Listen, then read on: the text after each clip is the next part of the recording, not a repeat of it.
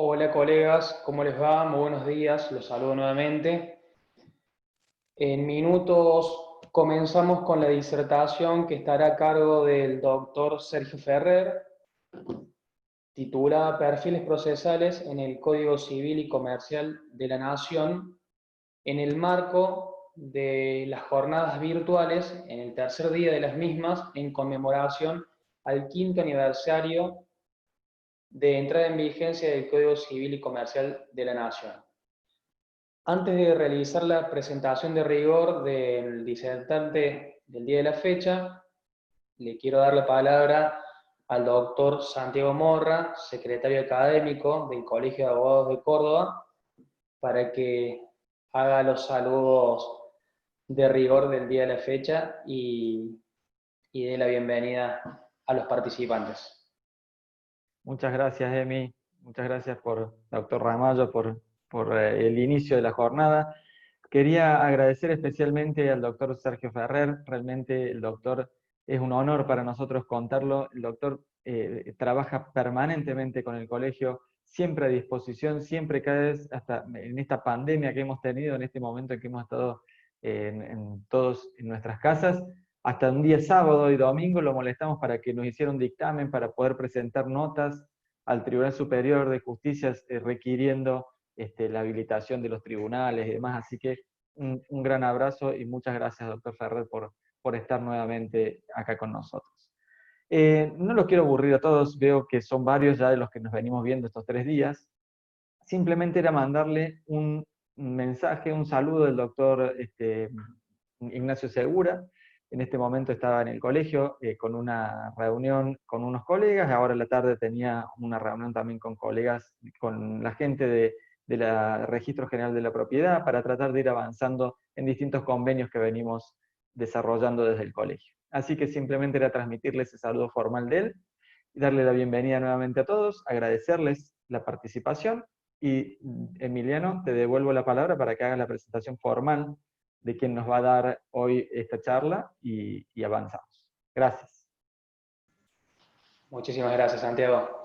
Bueno, voy a proceder a comentarles. Se va a desarrollar el presente panel. Cuando finalice la disertación del doctor Ferrer, se van a poder realizar las preguntas pertinentes que quieran realizar. En principio, de manera de sugerencia, desearíamos que las preguntas las realicen en el chat y yo se las voy leyendo al doctor. Voy a hacer la presentación a través de la lectura de su currículum. El doctor Ferrer tiene un currículum bastante extenso, para ser totalmente franco, así que hemos realizado una reducción del currículum y vamos a leer el abreviado del mismo.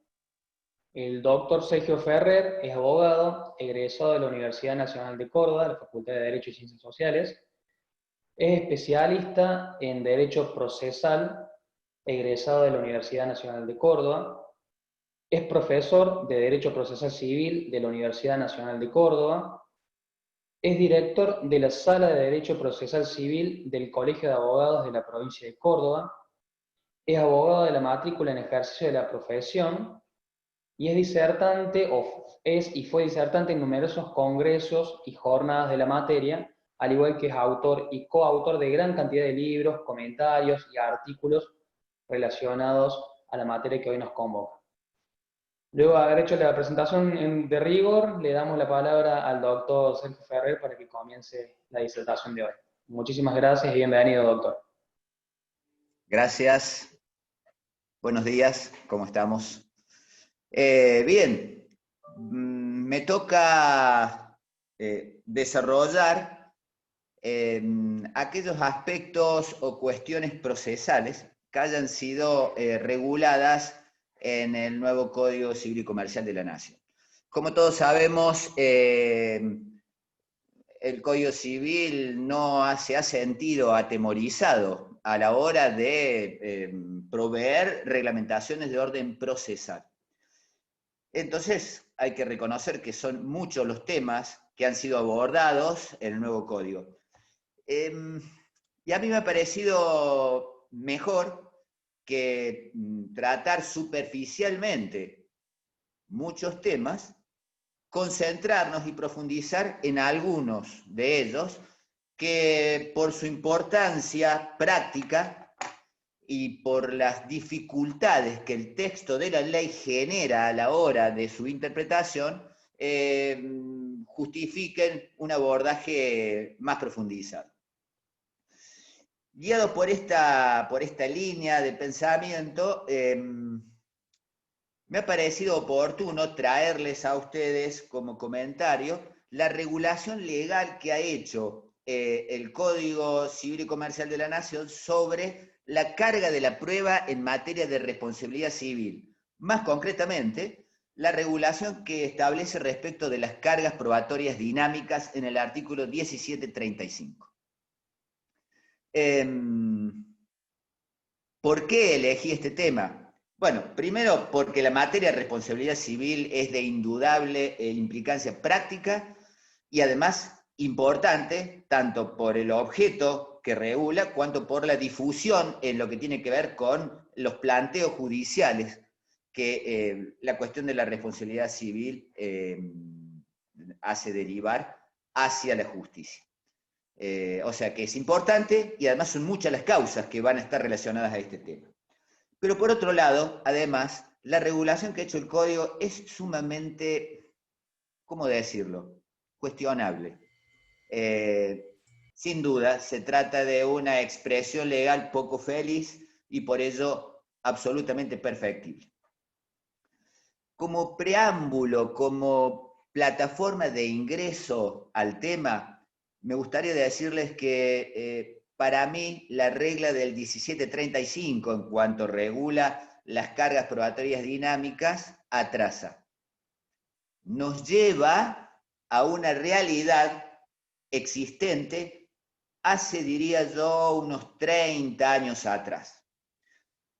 Nos lleva a aquel tiempo en donde empezaba a discutirse el tema de las cargas probatorias dinámicas, en el marco del cual había todo un concierto de temas opinables. Pero claro, pasaron más de 30 años, y en ese contexto el laboreo de la doctrina, y sobre todo y especialmente el de la jurisprudencia, nos llevó, ya hace por lo menos 10 años quizás por lo menos, a tener a la doctrina de las cargas probatorias dinámicas como una regla de derecho aceptada y operativa sin mayores complicaciones. Reconozco, sí, que existía en la jurisprudencia y era la parte del trabajo que todavía restaba hacer, determinar exactamente qué son aquellas mejores condiciones de probar que determina la operatividad de la carga probatoria dinámica, y en ese punto reconozco que había cierta labilidad a la hora de determinar el concepto y por lo tanto surgía alguna inseguridad en su aplicación, pero no más ni más profunda que como tantos otros conceptos jurídicos que son susceptibles de enfoques no uniformes.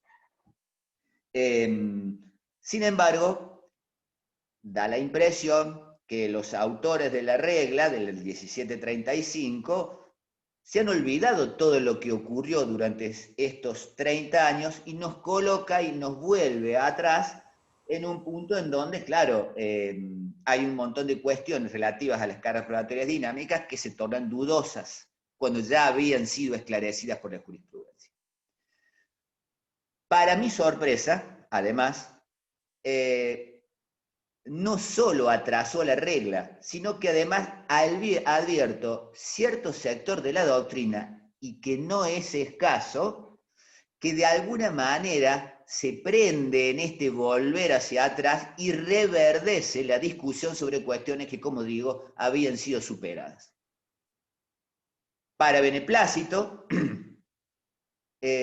sí advierto una línea constante en la jurisprudencia, que antes y después del advenimiento del nuevo Código Civil sigue manteniendo las certezas que teníamos después de estos 30 años de trabajar con las cargas probatorias dinámicas. Vale decir, las dudas que genera el nuevo Código han sido adoptadas y reproducidas por parte de la doctrina, pero creo que la jurisprudencia se ha mantenido neutral en esta duda, en esta controversia, y ha seguido la línea de certezas que venía manteniendo antes del código, que había sido fruto de, como digo, este laboreo por más de 30 años en la construcción de un instituto procesal fundamental como es el de las cargas probatorias en general y el de las cargas probatorias dinámicas en particular. Bien. Entremos ya al tema y como vamos a abordar una situación compleja que es fruto, como digo, de diferentes enfoques, creo necesario generar una plataforma desde la cual abordar la situación, porque muchas de las respuestas que vamos a dar, quizás todas ellas, están definidas en la base del instituto y no tanto en sus extremos, uno de ellos el artículo 1735 del Código Civil. Cuando hablamos de carga de la prueba, hacemos referencia a un mundo que se abre frente a la ausencia de prueba. Eso es lo primero que tenemos que tener en cuenta. Es decir, del mismo modo en que el pez vive en el agua, las cargas probatorias viven en ese mundo donde no se probó. Esto quiere decir, el juez, a la hora de valorar la prueba y resolver el caso, se encuentra con que no hay prueba suficiente. Sabemos que la ausencia de prueba no puede determinar la absolución de la instancia, es decir, permitir al juez el llamado non licet. No aplico el derecho porque no conozco los hechos. El juez debe aplicar, decir el derecho, ¿sí? Resolver el caso, sepa o no sepa lo que ocurrió. Haya prueba o no la haya. Pero claro, fíjense ustedes, nos encontramos en un problema sumamente grave, ¿no? Porque a la vez, si tenemos en cuenta que la estructura de una norma jurídica implica, en esencia, la prescripción de una determinada circunstancia de hecho que va o dispara una consecuencia jurídica, para determinar si se aplica o no la consecuencia jurídica, obviamente debo conocer si ese hecho se verificó o no en la causa. Entonces, mire la disyuntiva en la que se encuentra el juez. Debo aplicar el derecho, pero a la vez, aplicar el derecho implica conocer los hechos. Por lo tanto, ¿cómo hago cuando no conozco los hechos? En ese punto se abren dos caminos para el juez. Uno que vamos a denominar como una autopista amplia, frecuentemente transitada por los operadores jurídicos, fundamentalmente por los jueces, y otro camino menos frecuente, más angosto, si se quiere más tortuoso y más difícil, pero también existente como salida a esta dificultad de la ausencia de prueba. La autopista, el primero de los caminos, es el de aplicar las reglas de la carga de la prueba. Frente a la ausencia de prueba, el juez busca en auxilio un sucedario o reemplazo de la prueba faltante que le indica cómo debe resolver el caso. Ya vamos a abordar este tema. El otro camino, el menos frecuentado, este camino más angosto, pero que también puede llegar a resultar como una solución para el problema de la ausencia de prueba, es aquel que implica que el juez haga la prueba que falta. Son las denominadas medidas para mejor proveer. Medidas para mejor proveer que en su momento habían sido conceptualizadas con unos límites bastante ceñidos y que luego a partir del activismo procesal y la implantación de algunos objetivos o fines del proceso que son consustanciales a la defensa en juicio, como es la verdad jurídica objetiva, la sentencia útil, etcétera, etcétera, se ha visto robustecida, es decir, la facultad de investigación autónoma del juez civil se han visto notablemente robustecidas en términos que incluso la Corte ha llegado a determinar como irrenunciables, vale decir, en determinadas circunstancias, negarse el juez a practicar una prueba de oficio, la Corte ha dicho que es incompatible con un adecuado servicio de justicia, configurando una hipótesis de exceso ritual manifiesto. Miren hasta dónde fueron llevadas, y en mi modo de ver, con beneplácito las medidas para mejor proveer. Bien, pero no es este nuestro tema, aunque el Código Civil también tiene algunas normas al respecto, sino el de las cargas probatorias dinámicas, el de las cargas de la prueba, y más concretamente carga probatoria dinámica, que es este otro camino que había señalado inicialmente.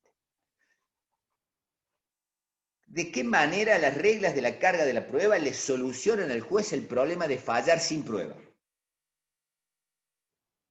La actividad probatoria consiste en valorar pruebas, reconstruir hechos, ¿sí? Desde este punto de vista, el juez se comporta como un verdadero historiador. Los hechos, al acontecer, van dejando marcas, vestigios, señales, y esas marcas, vestigios, señales constituyen pruebas que se incorporan al proceso a partir de los cuales el juez reconstruye la prueba. En este punto, como digo, se comporta como un verdadero historiador.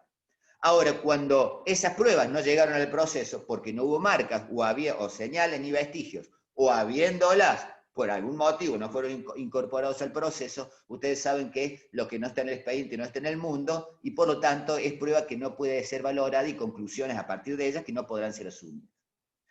En ese punto, cuando la prueba al juez le resulta insuficiente, como dije antes, acude en auxilio de las reglas de la carga de la prueba.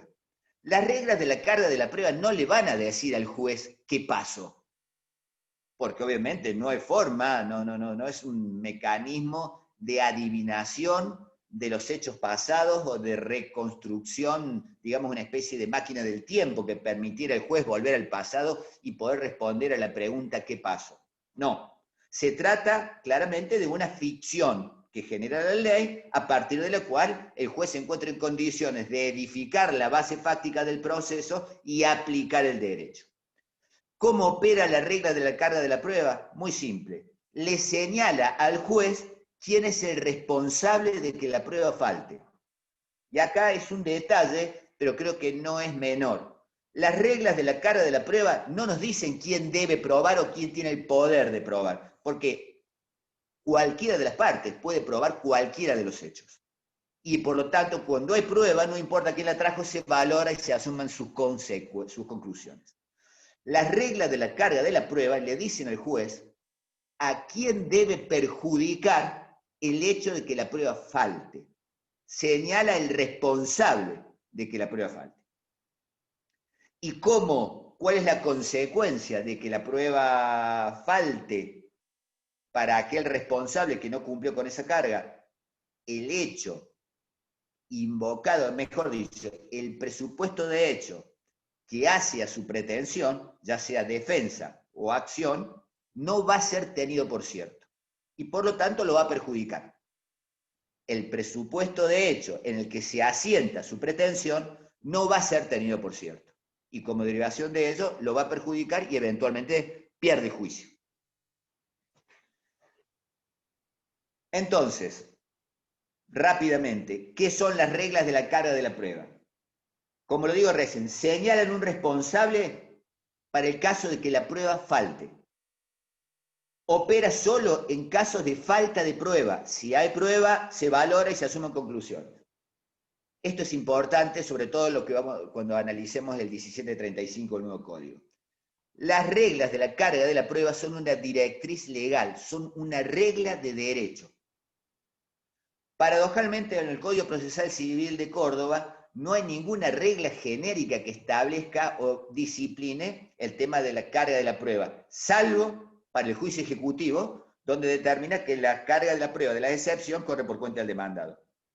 Pero fuera de esa hipótesis, no hay ninguna regla específica. No obstante, sabemos muy bien que cuando hay una laguna legislativa, esta se debe cubrir por los principios generales del derecho, por las normas análogas, y en definitiva, en Córdoba termina aplicándose implícitamente la directriz del artículo 377 del Código Procesal de la Nación, que ya la vamos a analizar.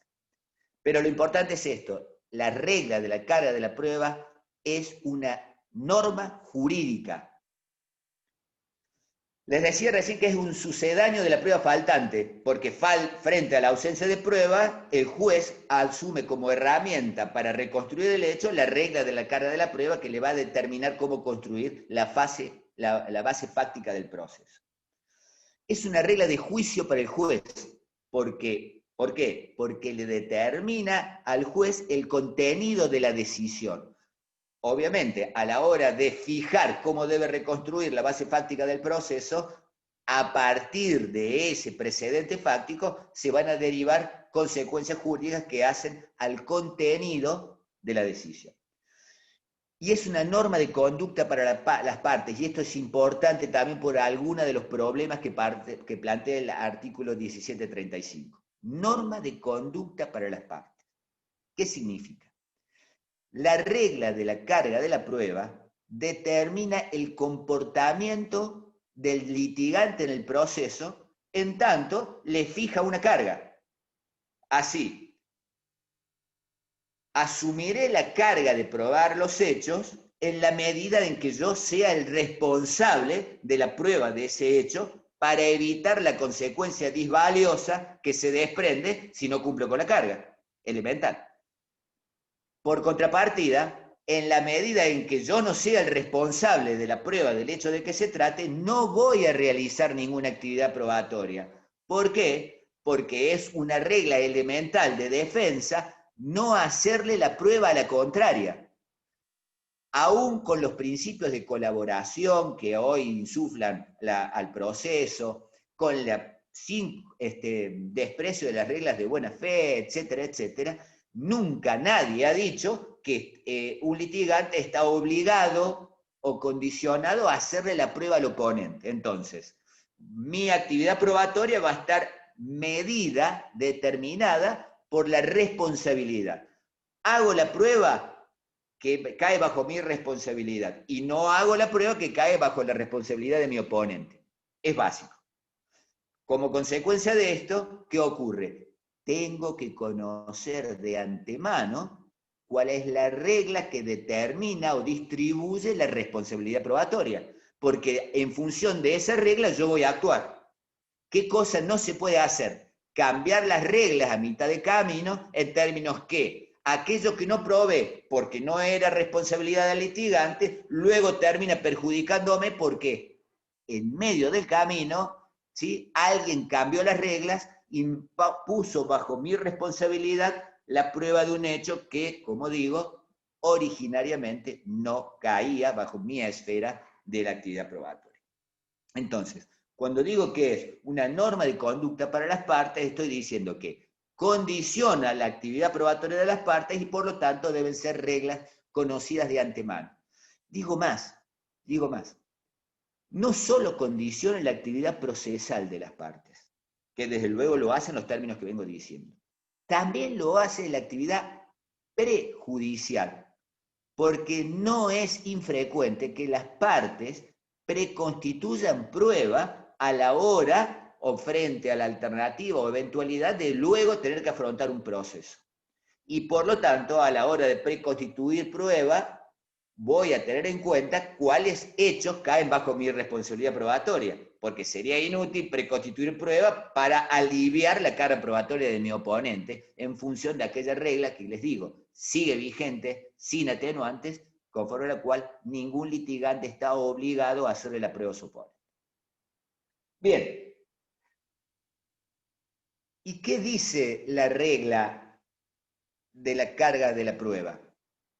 Vamos a mencionar dos, que son las que hoy están en juego, básicamente. A la primera la vamos a llamar la regla de la carga de la prueba ortodoxa o común. Y la segunda, la regla de la carga de la prueba llamada carga probatoria dinámica. ¿Qué dice la carga ortodoxa? Bueno, les decía recién que en este sentido es aplicable el artículo 377 del Código Procesal de la Nación, que palabras más, palabras menos, en definitiva, señala que cada parte es responsable de acreditar el hecho que obra como precedente fáctico de su acción, defensa o excepción. El hecho que la parte invoca como elemento estructurante de su pretensión, tiene que ser probado. Dicho en otras palabras, también suele mencionarse, quien aporta un hecho al proceso debe acreditarlo. No nos olvidemos que el proceso, si bien yo dije antes que el juez puede buscar de forma oficiosa pruebas sobre los hechos del proceso, no puede traer oficiosamente hechos al proceso. Es decir, que en los hechos del proceso, o el proceso se nutre de hechos en la medida en que las partes lo introducen como soporte de sus pretensiones. Es lo que se llama carga de afirmación. Bien, en cumplimiento de la carga de afirmación que hace al propio interés del litigante, ya sea para fundar mi pretensión, ya sea para fundar mi defensa, en el cumplimiento de esa carga invoco hechos. Al invocar el hecho, asumo la responsabilidad de probarlos como condición de triunfar en el proceso. Como vemos, la carga de la prueba que denominamos como ortodoxa o común, está ligada a la idea del interés. Como yo traigo al proceso determinado hecho, porque es de mi interés en tanto hace a mi defensa, en la medida de ese interés, la ley descarga en la cabeza del justiciable la carga de acreditar. Si yo digo que frente a una demanda del cumplimiento de una obligación, yo digo, es cierto, firmé ese contrato, asumí esa deuda, pero pagué, el hecho del pago es incorporado como sustento de mi defensa y por lo tanto recae la carga de la prueba sobre el demandado.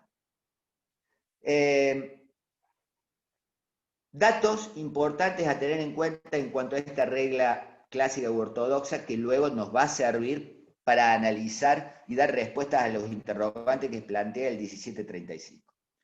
Como lo dije antes, es una directriz legal, aunque no haya una norma expresa que lo consagre. Fíjense ustedes, es indiferente el rol procesal que tenga el litigante. La regla de la carga de la prueba ortodoxa se distribuye entre las partes en función de la relación que el litigante tiene con el hecho.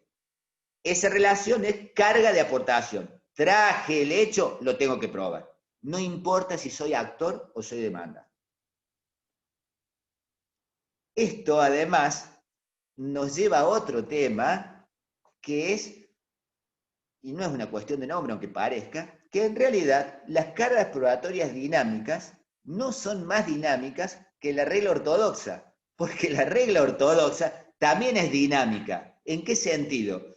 Que la carga de la prueba puede fluir de un polo a otro de la relación procesal según la relación que haya entre la parte y el hecho. Así, por ejemplo, el hecho constitutivo, por ejemplo, de un contrato, lo tiene que aportar el actor cuando va a reclamar el cumplimiento del contrato. Ahora, el hecho extintivo, como dije recién, el del pago, lo tiene que aportar el demandado.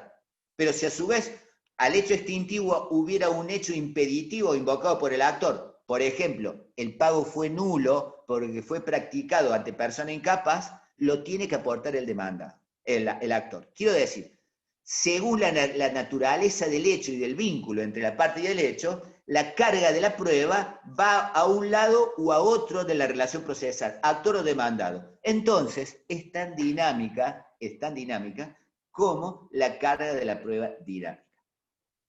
Vuelvo a decirlo, no es esta una cuestión de nombre, pero van a ver de qué manera, tomándose de la idea de carga probatoria dinámica como dinamismo exclusivo de este tipo de carga de la prueba, se han edificado algunas conclusiones que luego nos llevan a resultados que en mi modo de ver no son correctos. Por eso enfatizo este punto. Deriva de la carga de afirmación del hecho, lo hemos visto, deriva del principio del interés de la parte que aprueba el hecho también. Ya dije que no hay una norma expresa y que se aplica por analogía el artículo 377 del Código Procesal de la Nación. Bien, esto es una de las reglas. La otra, la denominada carga de la prueba dinámica. ¿Qué dice esta regla? Se expresa de este modo habitualmente. La responsabilidad de la prueba recae sobre aquel litigante que se encuentre en mejores condiciones de probar. Lo nuevo, entonces, es esto, que se rompe la idea de distribuir la carga de la prueba en función del vínculo que existe entre el litigante y el hecho. Ya no importa quién trajo el hecho al proceso, sino que se cambia el enfoque y se analiza quién está en mejores condiciones de probar. Y esta es clave para determinar cuándo es operativa esta regla. Vale decir, es clave determinar qué queremos decir cuando hablamos de que algún litigante está en mejores condiciones de prueba. Para entender esto, debemos poner sobre el tapete cuál es la razón de ser que justifica la idea de estas cargas probatorias dinámicas. ¿Por qué alguien en algún momento dijo, recorcholis, las cargas probatorias ortodoxas ya no nos sirven? Debemos buscar una alternativa. ¿Cuándo entró en crisis la carga probatoria ortodoxa y obligó a los procesalistas a buscar una salida? Entonces debemos hablar de la crisis de la carga probatoria común u ortodoxa, porque esa es la génesis de la carga probatoria dinámica. ¿Qué pasa? Se advirtieron casos en donde la parte grabada con la carga de probar, según la regla ortodoxa, no podía hacerlo. Y no podía hacerlo por más empeño que pusiera en la tarea. No podía hacerlo o resultaba extraordinariamente dificultosa en términos que satisfacer esa carga implicaba un acto prácticamente heroico. En ese punto, claramente el proceso está fallando. Fíjense ustedes, si como condición para triunfar en el proceso pongo a un litigante el cumplimiento de una carga imposible, le estoy negando a inicio la chance de ganar. Con lo cual le estoy negando la alternativa de que la justicia, el sistema judicial, sea una alternativa válida para recomponer el orden jurídico, para que le dé a aquello de lo cual ha sido privado de manera espontánea. Bien, en este punto ya empezamos a mirar con sospecha, entonces, si la imposición de esa carga responde adecuadamente a las necesidades del proceso justo que derivan del artículo 18 de la Constitución Nacional. Porque, vuelvo a decirlo, en principio, si para ganar en juicio me ponen trabas que no puedo superar, y claramente no hay una adecuada regulación del derecho a la tutela judicial efectiva, porque ¿de qué me sirve meterme en un proceso que no puedo ganar aunque quiera? Llegado en este punto, entonces, ¿qué hicieron los procesalistas? Giraron la mirada al oponente, a aquel que no estaba grabado con la carga de probar según las reglas ortodoxas. Claro, cuando aquel que liberado de la carga ortodoxa tampoco puede probar, y bueno, y sí, ahí no hay más remedio que lamentablemente mantener la regla de la carga de la prueba, porque sería idénticamente injusto de hacer descansar la responsabilidad en uno o en otro. Pero la respuesta no fue la misma cuando advirtieron que el liberado de la carga de probar, según la regla ortodoxa, sí podía producir esa prueba. En ese punto, la carga clásica entraba en crisis, porque le estábamos exigiendo probar a quien no podía y liberándolo a quien sí podía hacerlo, aplicando para ello, bueno, una dosis razonable de esfuerzo, tampoco, como digo, un acto que implique arrojo o heroísmo, ¿no es cierto? Bien, entonces, llegado a este punto, y esto es clave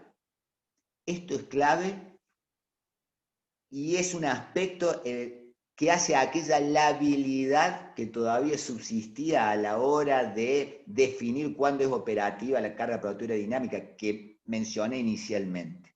Esto es clave porque es un punto que no había quedado, al menos en el laboreo de la jurisprudencia, suficientemente esclarecido. Las mejores condiciones de probar se constituyen, se consuman cuando se da ese binomio inescindible entre Uno, imposibilidad de probar o extrema dificultad por un lado, y además razonable posibilidad de probar por el otro lado. He dado ese punto, eso implica estar en mejores condiciones de probar en términos que hacen operativa la regla de la carga probatoria dinámica.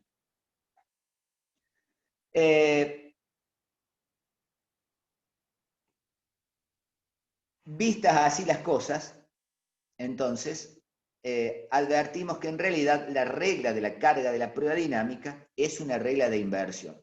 Y los autores hacen un problema con esto, que no es una regla de inversión, que no quiero hacer de esto un problema semántico, ¿no? Pero, porque yo les digo, sin temor ni duda alguna, la regla de la carga de la prueba es una regla de inversión de la carga de la prueba. Pero van a encontrar toneladas de autores que opinan lo contrario. Sin embargo, en la medida en que eso no se traslada a una cuestión de orden práctico, carece de trascendencia. Pero me interesa enfatizarlo porque es la forma en que se explica cómo trabajan las dos reglas de la carga de la prueba. Una es la regla principal y otra es una regla de excepción que la invierte. La regla genérica es la regla ortodoxa. Ahora, cuando se dé este binomio, imposibilidad de producir la prueba y razonable posibilidad por el otro, se invierte. Pero es una hipótesis de excepción.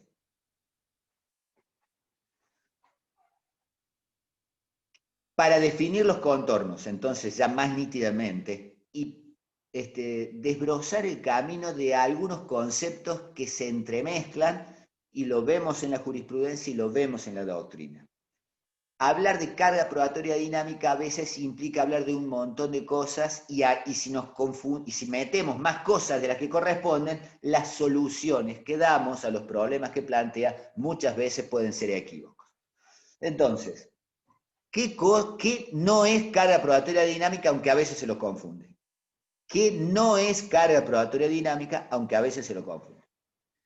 No es un remedio para la prueba difícil. Hay toda una doctrina de las denominadas pruebas leviores. Son aquellos casos que objetivamente se plantean como difíciles de probar.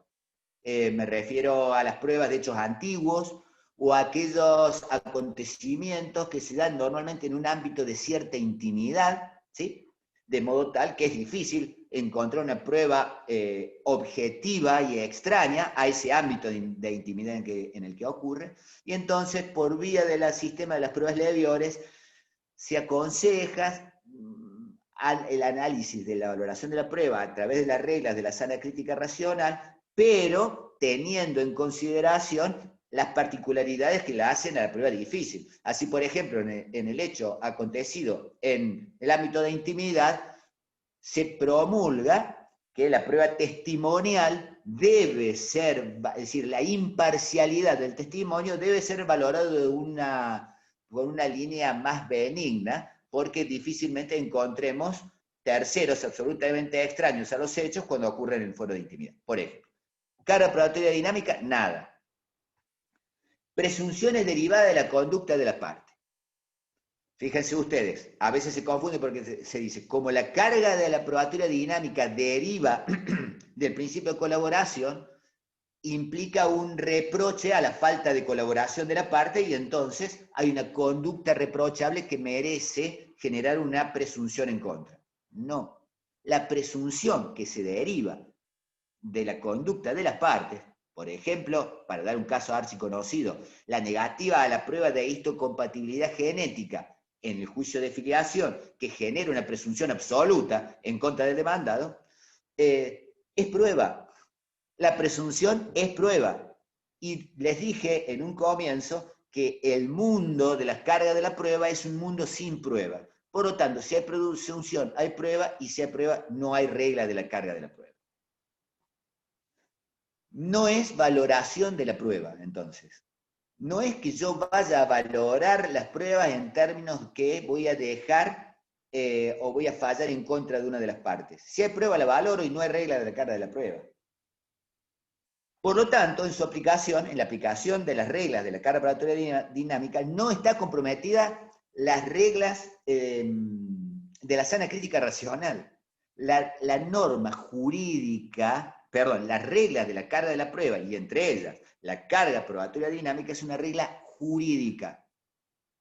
Y las reglas de la sana crítica racional es un mecanismo de valoración de prueba. Claramente, entonces, no están direccionadas a las primeras. Y no es sanción al litigante malicioso, aunque reconozco que tiene como fuente las reglas de la carga probatoria dinámica en la omisión de colaboración, el principio de colaboración, no es una sanción. Simplemente la aplicación de una carga con las consecuencias, en definitiva, un imperativo del propio interés. Punto. O sea que no hay sanción contra el litigante malicioso. Ya les dije lo que no es carga de la prueba dinámica. Ahora vamos a definir sus contornos. Ahora vamos a decir lo que sí es. Es una directriz legal, ya lo sabemos por qué, como toda regla de carga de la prueba, se aplica de oficio. Lo digo esto porque a propósito del 1735, he visto autores que entienden que para evitar la sorpresa de la aplicación de esta regla, y ya vamos a ver de qué se trata esto, suponen que el actor o aquel que esté grabado con la carga que quiere eximirse debe pedir su aplicación, lo cual, como toda norma procesal, es de aplicación imperativa sin necesidad de que nadie lo pida. Es decir, yo no tengo que pedir que se corra el traslado de la demanda porque es un proceso reglado, ¿sí? Desde luego, entonces, tampoco debo pedir que se apliquen las reglas de la carga probatoria dinámica cuando estas son operativas, ¿no? Si no lo son, obviamente que no. Las cargas probatorias dinámicas derivan del deber de colaboración, ¿sí? Pero no son deber de colaboración. Derivan del deber de colaboración, ¿en qué sentido? Por aquello que yo les mencioné antes, digamos, acude en auxilio de la carga, de la litigante que estaba grabado con la carga ortodoxa, ¿sí? Para liberarlo de esa situación. Ahí hay la colaboración. Pero luego, en la medida en que hay una regla de derecho que me impone una carga, ya cuando la cumplo la carga, no estoy colaborando más que conmigo, porque si no lo hago voy a resultar perjudicado, ¿sí? La carga probatoria dinámica contribuye a la averiguación de la verdad jurídica objetiva. Sí, relativamente, pero sí. ¿En qué sentido? Obviamente, si yo quiero averiguar la verdad, debo poner como protagonista a la hora de aportar la prueba para revelar esa verdad a aquel litigante que pueda hacerlo. Entonces, tengo mejores chances de saber qué pasó si quien es el responsable de producir la prueba está en condiciones de hacerlo. En cambio, si adjudico la responsabilidad a quien no pueda hacerlo, claramente no voy a saber qué ocurrió y voy a tener que resolver conforme a la ficción que genere la regla de la carga de la prueba. Desde ese punto de vista, en tanto auspicia la producción de prueba quien puede hacerlo, comulga, ¿sí?, de mejor manera con la regla o principio de la verdad jurídica objetiva. La regla de la carga de la prueba, de la carga probatoria dinámica, resguarda el derecho a la tutela judicial efectiva del litigante. Esto es clave, por un montón de cuestiones que vamos a ver. Me parece que aun cuando tenga resonancia en materia de averiguación de la verdad, por lo que acabo de decir, la piedra de toque fundamental que auspicia y motoriza a las cargas probatorias dinámicas es su fundamento constitucional.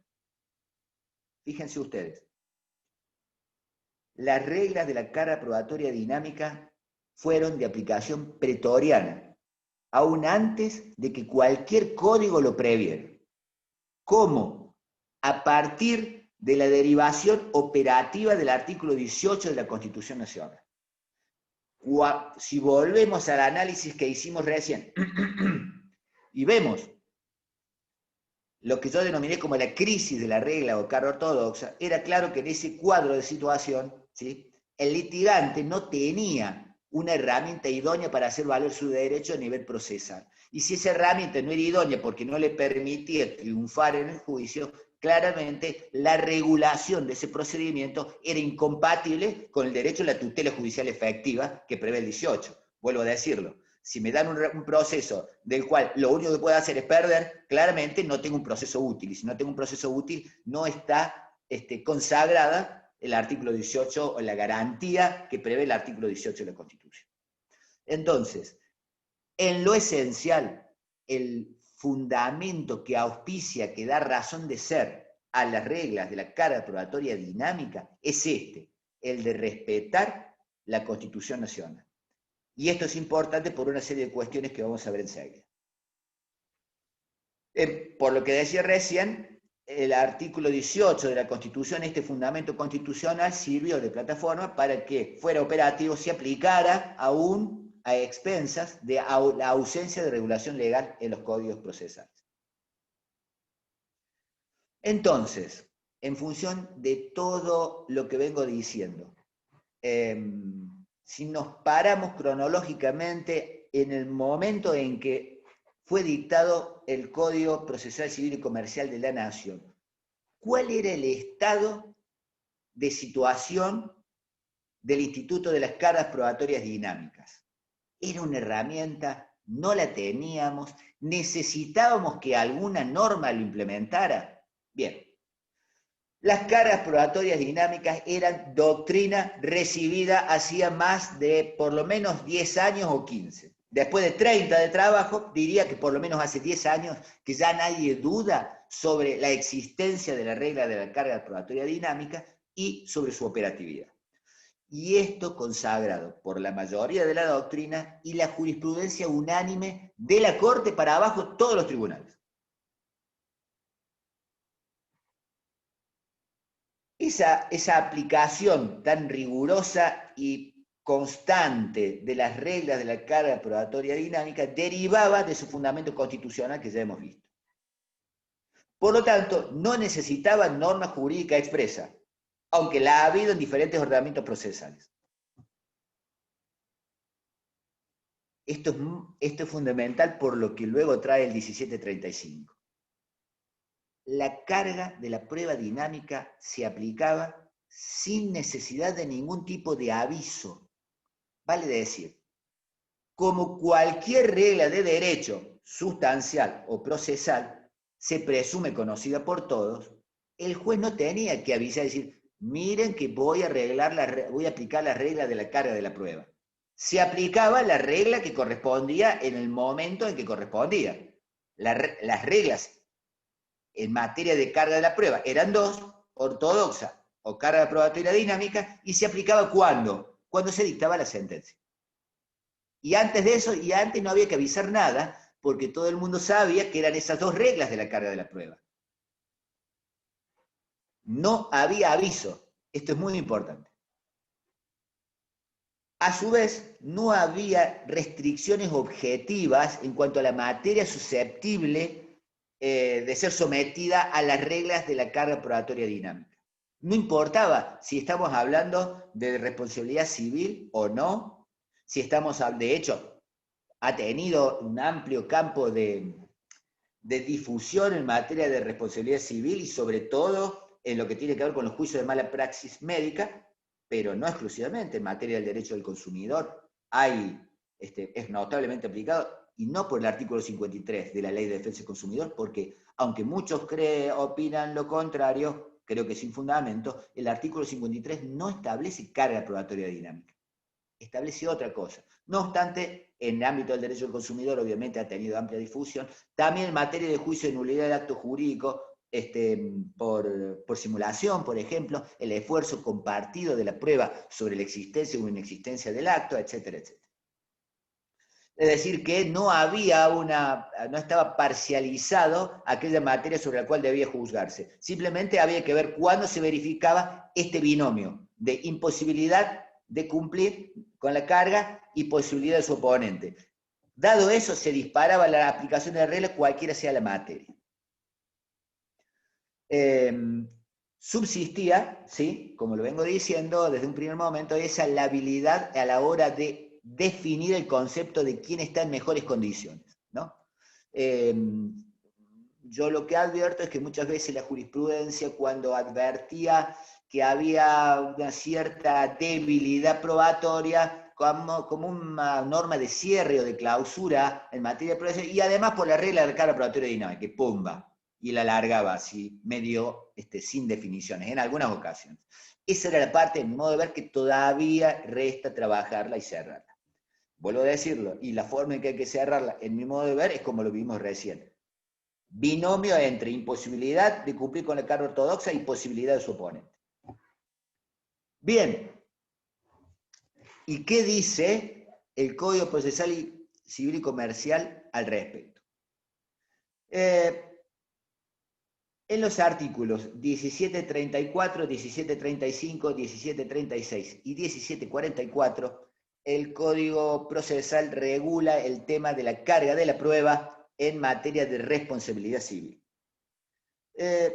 Como regla general, en estas normas, establece la carga probatoria que he denominado ortodoxa o común, es decir, aquella que en definitiva hace descargar el onus probandi, el esfuerzo de probar, sobre quien haya acompañado la carga de afirmación. Lo hace respecto de todos los elementos estructurantes de la responsabilidad civil, es decir, sobre los factores de atribución de responsabilidad, sobre las eximente de responsabilidad, sobre las cuestiones vinculadas a la causalidad y sobre la existencia del daño. Deja salvo, obviamente, aquellas cuestiones en donde sean presumidas por la ley, porque si hay presunción hay prueba, o cuando las cuestiones, por ejemplo, de la existencia del daño, surge in re ipsa, ¿sí? Por la propia circunstancia, porque en definitiva se trata de un hecho evidente en relación al cual también hay prueba y entonces no corre la regla de la carga de la prueba. En ese contexto, el artículo 1735 introduce la regla de la carga probatoria dinámica y lo hace en los términos que algo anticipe, en el sentido de que atrasa. ¿Por qué lo digo? Dice la norma, permítame la lectura, pero luego hacer su análisis. Luego de sentar la regla de la carga de la prueba ortodoxa, en el 1735 dice: no obstante, el juez puede distribuir la carga de la prueba de la culpa o de haber actuado con la diligencia debida, ponderando cuál de las partes se halla en mejor situación para aportarla. Si el juez lo considera pertinente, durante el proceso debe comunicar a las partes que aplicará este criterio, de modo de permitir a los litigantes ofrecer y producir los elementos de convicción que hagan a su defensa. Y acá se disparan una serie de cuestiones y de dudas que va a ser necesario corregir. Lo primero, ¿es una regla facultativa u obligatoria? Existe parte de la doctrina que pondera, y de modo plausible, esta norma en el sentido de que la suponen que es una norma potestativa del tribunal, de modo tal que podría resolver de un modo o de otro según lo crea conveniente el juez. Se apoyan en el texto, fíjense ustedes que el título del artículo dice facultades judiciales, ¿no? Como si fuera entonces una actitud facultativa del juez, y además porque el texto dice el juez puede distribuir la carga de la prueba. Entonces, si puede hacerlo, también puede no hacerlo. Creo que de ninguna manera podemos pensar que se trata de una cuestión potestativa del tribunal. De ninguna manera por lo siguiente. Primero, por la propia naturaleza esencial de las normas que regulan la carga de la prueba. Vuelvo a decirles, la carga de la prueba es una norma de conducta para las partes. Necesito conocer de antemano en cabeza de cuál de los litigantes cae la responsabilidad de probar. Y solamente puedo saberlo en la medida en que sea una norma jurídica de carácter obligatorio. Cuando procede se aplica y cuando no procede no se aplica. Y no sería entonces coherente con esta necesidad de saber de antemano qué regla se va a aplicar, suponer que el juez, graciosamente, según lo crea conveniente, puede aplicar una o puede aplicar la otra. Por otra parte, les dije antes que se trata de una norma jurídica, y si es una norma jurídica que se aplica de oficio, es obligatoria para el juez. Bueno, dirán ustedes, pero ahí dice que el juez puede distribuir. ¿Cómo corregimos ese tema? Si puede, puede hacerlo y puede no hacerlo. No. Porque la norma dice así, dice, no obstante, el juez puede distribuir. No obstante, el juez puede distribuir. ¿Qué es no obstante? Es, a pesar de la regla ortodoxa, puede. A pesar de la regla ortodoxa que sienta en el artículo anterior, el juez puede. ¿Qué quiere decir?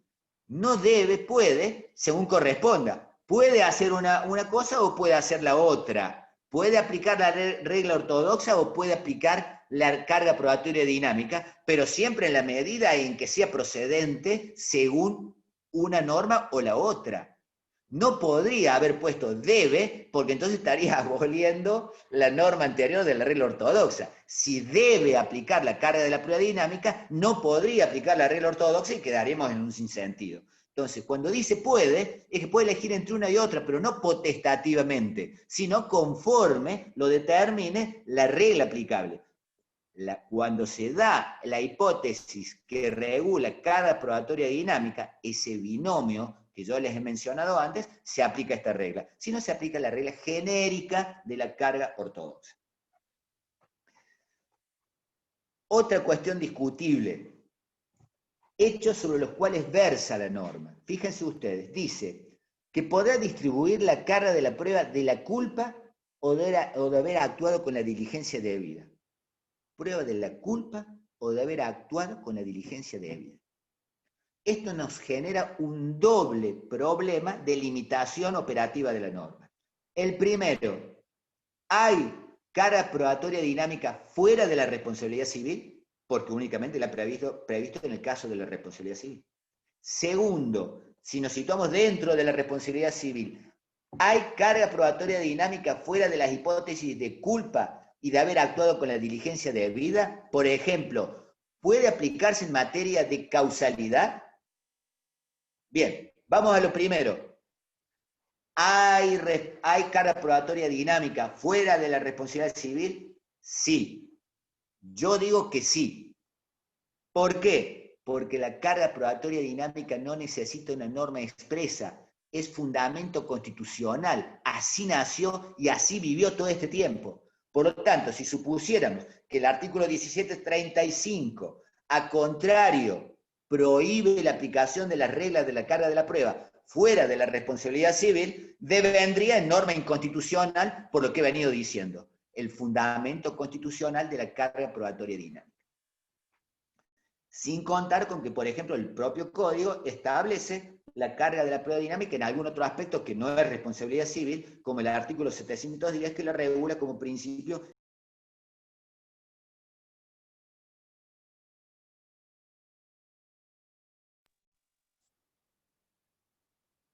Y dentro de la responsabilidad civil, fíjense, en las normas que he venido mencionando, el código ha nominado expresamente para cada una de las hipótesis fácticas que hace a la responsabilidad civil la regla ortodoxa.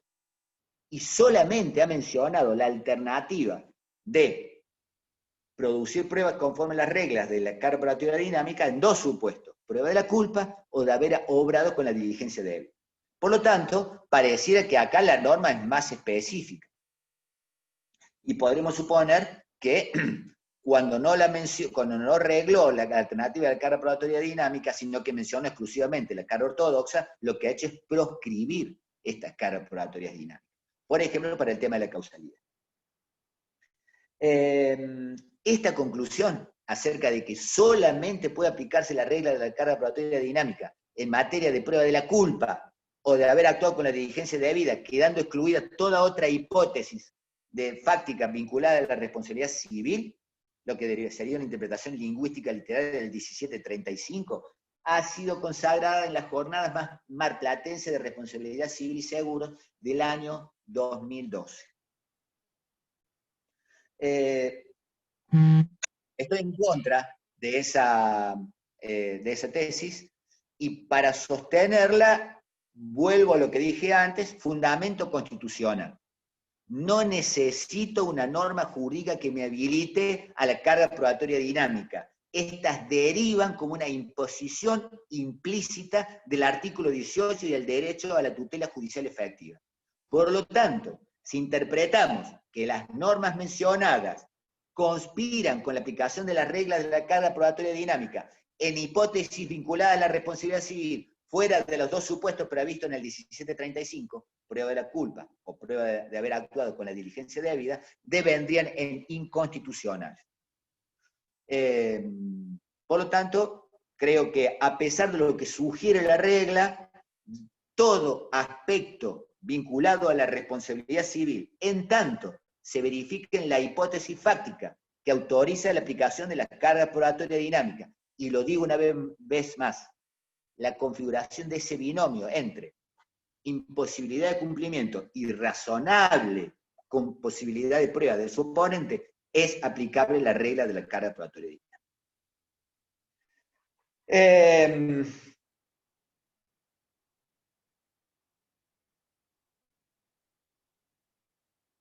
Arreglado el código, la carga probatoria dinámica, lo estamos viendo. Y entonces podríamos pensar, bueno, qué alegría, vamos a solucionar el único problema que quedaba, y era este de definir con precisión qué es estar en mejores condiciones de probar. Bien, no.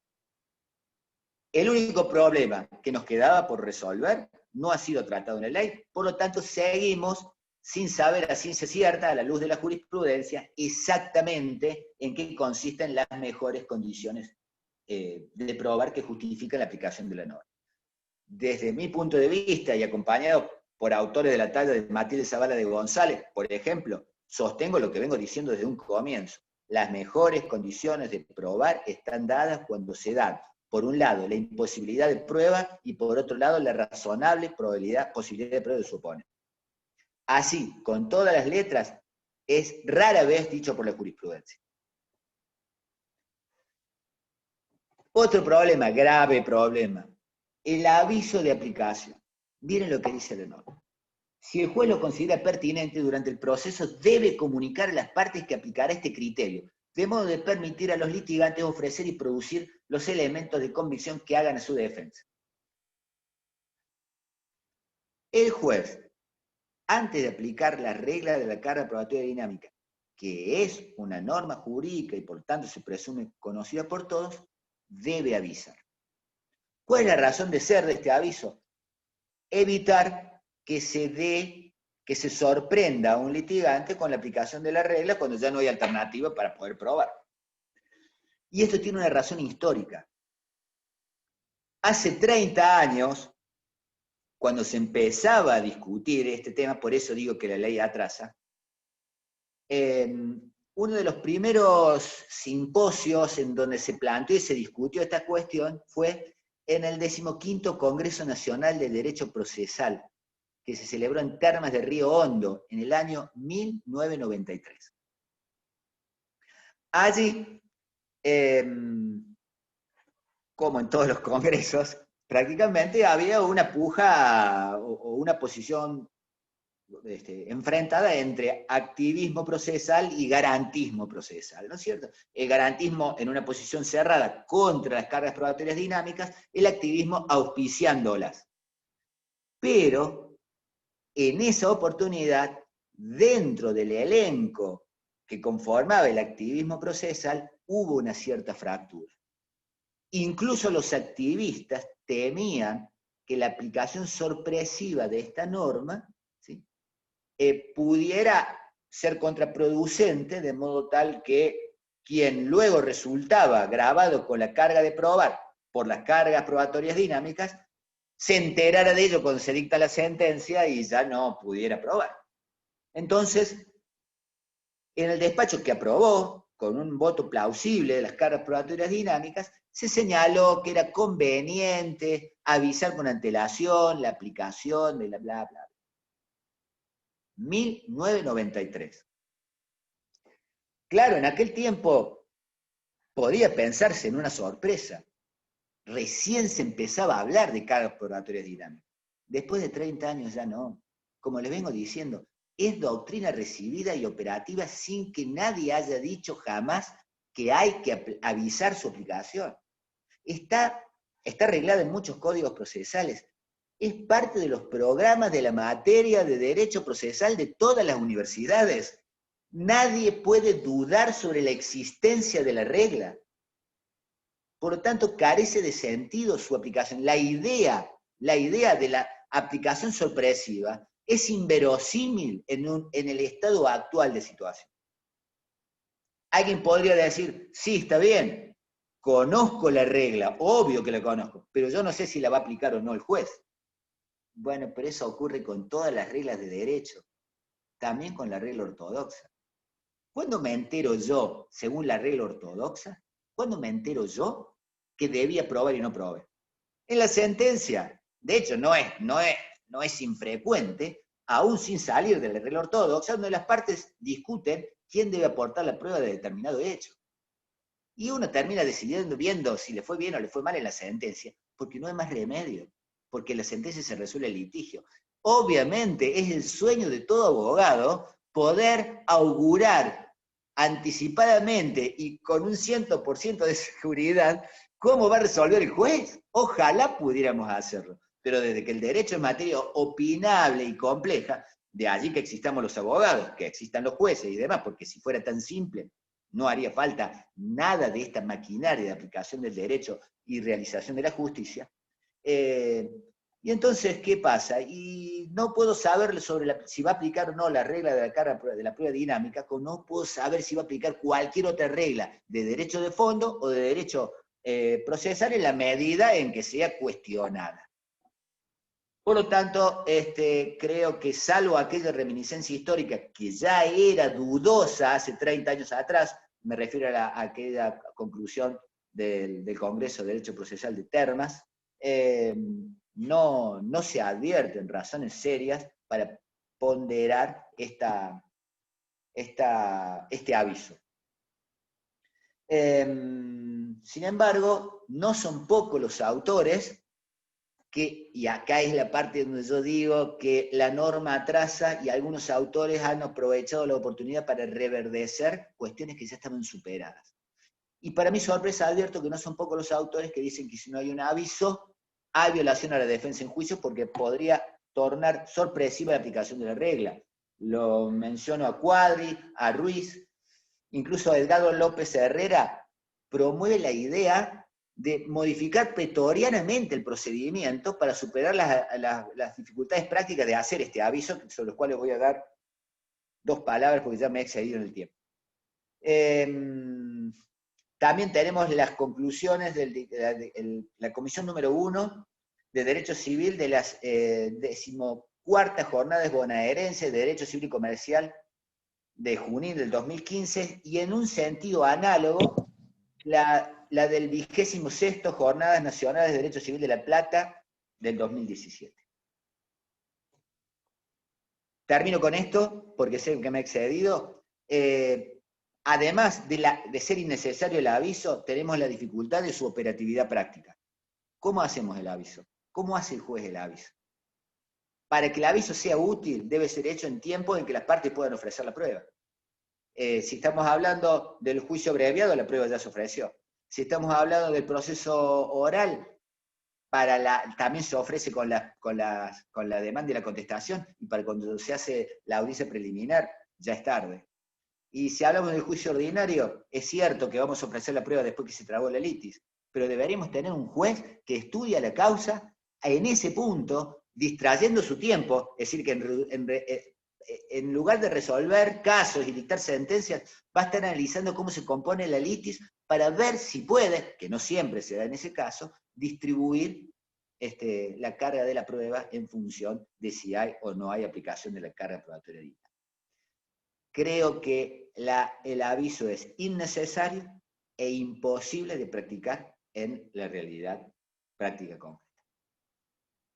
Bueno, les agradezco la atención y quedo a disposición por las preguntas que pudiera haber. Muchísimas gracias, doctor. Ahí han realizado varias preguntas los participantes. Les voy leyendo algunas. Una de ellas es: ¿la conducta reticente del demandado haría las veces de indicio generador de una presunción judicial de culpabilidad en su contra? A ver, Depende de a qué hablemos, a qué llamemos conducta reticente, ¿sí? Porque puede ser la conducta reticente a la hora de contestar la demanda, limitándose a negar y no a afirmar los hechos que tienen su alcance y de lo que sean de su conocimiento. Podría ser una conducta reticente a la hora de ofrecer la prueba, podría ser una conducta reticente a la hora de colaborar con la prueba de la contraria, pero más allá de estos detalles, como regla, el comportamiento reticente de la parte genera una presunción en su contra de mayor o menor impacto según la naturaleza de esa reticencia. Piensen ustedes que es conducta reticente no colaborar con la producción de la prueba de histocompatibilidad genética en el juicio de filiación, y eso alcanza para dictar sentencia en su contra, ¿no? Y es importante destacar también, como lo dije antes, que estos comportamientos y conductas no tienen nada que ver con las reglas de la carga probatoria dinámica, porque estos comportamientos generan prueba, ¿sí? En cambio, las reglas de la carga de la prueba operan cuando no la hay. Perfecto, muchas gracias. Otra de las preguntas. Usted ha dicho que el que tiene interés debe probar. Entonces, ¿cuáles son las medidas para mejor proveer que puede dictar el juez que no colisione con ese principio? Excelente pregunta y podremos hablar un rato largo. Lo voy a hacer muy breve. Y la verdad que el que me hace la pregunta no sé de qué lado está de las medidas para mejor proveer, porque en realidad, frente a las medidas para mejor proveer, tenemos quienes están en favor de ellas y quienes están en contra, ¿sí? Yo estoy del lado de que están en favor de las medidas para mejor proveer. Quienes están en contra, como no se animan a decir que son inconstitucionales, porque nunca nadie lo dijo, inventan la idea de los límites de las medidas para mejor proveer. Entre ellas, la que menciona el doctor que hace la pregunta, o la doctora que hace la pregunta, en el sentido de que, ¿cómo haríamos para no, cuando el juez hace la prueba, cómo hacemos para no hacer la prueba de una de las partes? Y no, las medidas para mejor proveer implican siempre, y en todos los casos, hacer la prueba de una de las partes. Por imperio de las reglas de la carga de la prueba, no hay hechos que no queden bajo la responsabilidad de una de las partes. Por lo tanto, cuando una prueba no se hizo y la hace el juez, siempre le está haciendo la prueba a una de las partes. Lo que ocurre es que en realidad no hay imparcialidad, como dicen los detractores de las medidas para mejor proveer, porque en realidad el juez hace su prueba. Decir que el juez le hace la prueba de una de las partes es partir de un presupuesto o una petición de principio que no es real, y es aquella que señala que el juez no puede probar. Entonces, cuando el juez hace la prueba, se lo ve como al árbitro de fútbol que hace un gol. No se puede, ¿sí? Pero ocurre que el proceso es un deporte en donde el juez también hace sus goles, el juez también hace su prueba. Y si hace su prueba, no tiene por qué decir que esa prueba fue de alguna de las partes. Sería para hablarlo mucho más, pero al menos como título me parece suficiente. Genial, muchas gracias. Otra de las consultas es, ¿cómo opera la carga dinámica de la prueba en relación con la posibilidad de autoincriminarse? Caso que podría darse cuando debo probar en un juicio un hecho que me perjudica en función de esta carga. Mira, dos cosas. Primero, la regla de la prohibición de autoincriminación no existe en materia civil. La regla de nadie está obligado a declarar en contra de sí mismo no existe en derecho civil. Tiene cabida solo en derecho penal. De hecho, en la práctica, los procesos judiciales civiles más modernos autorizan el interrogatorio libre y cruzado de las partes con el juez, de modo tal que la parte está obligada a responder a las preguntas del tribunal. Incluso así lo ha previsto el nuevo procedimiento oral en Córdoba, ¿no? Con una serie de deficiencias porque no se sabe bien cómo ensamblar esa nueva modalidad de la prueba. Y tampoco está claro qué pasa si el litigante miente, si falta la verdad, en fin, hay una serie de cuestiones. Pero no existe así una prueba de imposibilidad de autoincriminación. Ahora, por otro lado, si se me descarga una prueba, si yo tengo la responsabilidad de probar un hecho que me perjudica, y es porque la realidad del proceso me es adversa, es porque no tengo la razón.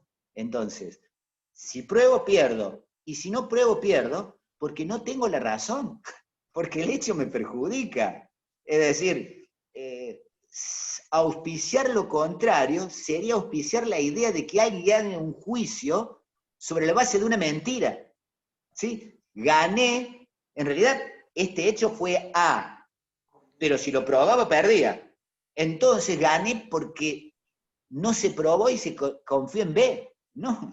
Es decir, la carga de la prueba implica asumir la responsabilidad de probar para ganar. Ahora, si el hecho a probar me va a llevar a perder, y es lógico que pierda el juicio, ya sea porque pruebe o no pruebe, la solución es querida por la ley. La ley quiere que la gente que no tiene la razón pierda en los juicios. ¿Se entiende? Perfecto, doctor. Y aprovecho, yo le hago una consulta, una pregunta, ya que estamos terminando, así no le quitamos más tiempo. Es persona, no es persona, sino que se la hago yo la pregunta. Teniendo en consideración la clasificación o la calificación de las pruebas Leviore que suele hablar, bueno, es doctrina de Pereira, ¿no? En principio, teniendo en cuenta que hay una diferencia sustancial entre las Leviores y la carga dinámica, a mi criterio, porque hay una que determina una dificultad de probancia y la otra imposibilidad. La pregunta iba direccionada a lo siguiente. Considerando que la mayoría, independientemente de su posición, que es la que más me gusta, sinceramente, teniendo en cuenta que soy actor casi siempre, teniendo en cuenta que la mayoría dispone que la carga dinámica de la prueba solo puede ser utilizada en casos de responsabilidad subjetiva, por ejemplo. En un caso concreto, suponiendo un accidente de tránsito en el cual el actor queda inconsciente y por ende no puede aportar prueba de cómo se dio la relación de causalidad que produjo a la postre los daños que reclama. Porque suponiendo que fue en un paraje alejado de todo. Suponiendo que no se puede utilizar la carga dinámica de la prueba por la imposibilidad de usarla para una responsabilidad objetiva. Podríamos utilizar las pruebas Leviores y en ese orden de ideas, ¿cuál es la diferencia que usted encuentra entre ambos institutos? Bien, clarísimo. Mira, dos cosas. Primero, recuerden ustedes, la carga de la prueba dinámica se opera con ese binomio. Yo no puedo, pero el otro sí. En el ejemplo que vos dabas, en principio es una lástima lo que ocurrió, es grave, pero el actor no puede probar porque estaba inconsciente. Y el demandado no puede probar porque ocurrió en un paraje recóndito. No hay cómo decirle al demandado, usted puede. Por lo tanto, para mí ahí no es factible aplicar las reglas de la carga probatoria dinámica. Recuerden ustedes, si bien normalmente o frecuentemente el actor es el grabado con la carga de probar, por esto de la carga de afirmación, etcétera, etcétera, no pensemos que la carga de la prueba dinámica es solamente para defender o aliviar la actitud del actor. Hay también un demandado que tiene su derecho de defensa. Entonces, ¿voy a invertir la regla de la carga de la prueba? Sí, pero no siempre que el actor no pueda probar, sino solo y en la medida que además no pueda probar el demandado. Por un caso. Lo segundo, el sistema de las pruebas Leviores no es un tema de carga de la prueba, sino un tema de valoración de prueba. Por lo tanto, para que hablemos de carga de pruebas Leviores, debe haber prueba. Un ejemplo.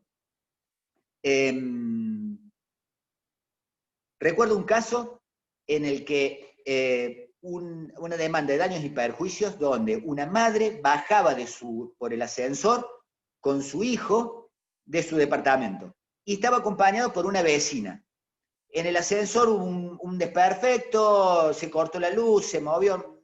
Lo cierto es que el chico, por accidente, sacó un pie. El temblor que hubo ahí en el ascensor, ese movimiento hizo que sacara un pie por las puertas de esas que son tipo tijera y se lesionara el pie al pasar por los pisos. La única prueba que había para acreditar ese desperfecto, en fin, los hechos como los vengo relatando, era una vecina. Prueba difícil, sí. ¿Y por qué? Porque está ocurriendo un hecho que ocurre en el interior de un ascensor. ¿Había prueba? Sí. Un testigo. ¿Cuál era el problema? Que era vecino, lo conocía. Bien, las pruebas Leviores nos llevarían a confiar más en ese vecino a pesar de la falta de imparcialidad que en un asunto donde no se dan estas circunstancias.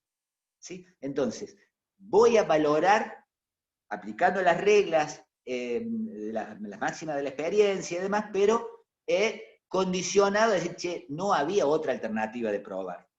¿Sí? Pero no hay una cuestión de ausencia de prueba en términos que yo tenga que elegir carga de la prueba dinámica o carga probatoria ortodoxa. De hecho, en este caso, pobre la actora, está en una situación muy difícil de probar, pero tampoco puedo aplicar cargas probatorias dinámicas porque el consorcio de dueños del edificio, o responsable, o los propietarios, lo que sea, no tenían cómo acreditar tampoco. Nuevamente no se da esa alternativa del binomio que le he mencionado antes. Bien, bueno, muchísimas gracias, doctor. No le queremos quitar más tiempo. Personalmente le quiero agradecer la disertación clarísima, las salutaciones en el chat son increíbles, siempre sostienen su parte doctrinaria y práctica, así que ha sido un gusto. Ahora le cedo la palabra al doctor Santiago Morra para que lo salude también. Muchísimas gracias. Excelente, realmente, doctor. Brillante, estoy leyendo también clase magistral, excelente exposición. Bueno, preguntan dónde poder ver nuevamente esta exposición. Todos felicitando y agradeciendo. Excelente, Sergio, como siempre. Bueno, doctor, muchísimas gracias por participar, por estar presente. Reitero, como siempre, como cada vez que se lo solicita. No sé si quiere hacer un saludo final y continuamos y les avisamos a todos que después a las 2 de la tarde continúa esta jornada con la disertación de la doctora Salazar. Así que están todos invitados para sumarse a las 14 horas en este mismo chat. Doctor Ferrer. Bueno, los saludo, gracias a todos, gracias por la invitación y el auditorio, en realidad espero haber satisfecho sus expectativas y que alguien se haya llevado algo que antes no tenía. Si logramos eso, estamos todos contentos. Un abrazo a todos. Muchas gracias. Adiós. Hasta las 14.